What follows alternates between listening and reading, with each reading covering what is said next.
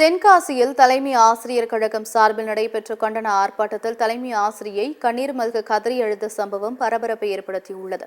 தென்காசி மாவட்ட முதன்மை கல்வி அலுவலர் அலுவலகம் முன்பாக தமிழ்நாடு மேல்நிலைப் பள்ளி ஆசிரியர்கள் கழகம் சார்பில் மாவட்ட தலைவர் ராமசாமி தலைமையில் கண்டன ஆர்ப்பாட்டம் நடைபெற்றது.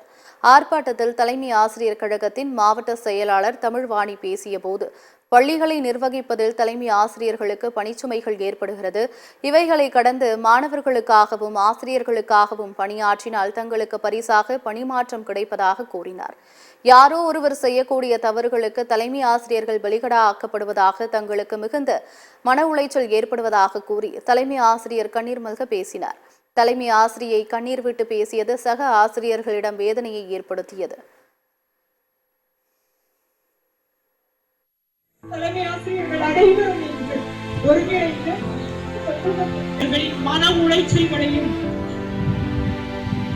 மனவேதனைகளையும் வெளிப்படுத்துவதற்கு ஒரு வாய்ப்பாக வழங்கியுள்ளது.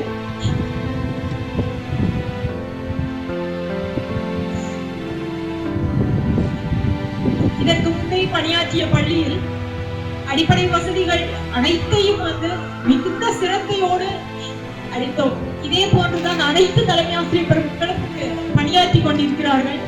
என்னை போன்று எந்த விதமான தலைமை ஆசிரியரும் இனிமேல் ஆனது பாதிக்கப்படாமல் உண்மை நிலைமை அறிய வேண்டும் என தமிழக அரசை படித்து வேண்டிக் கொள்கின்றேன்.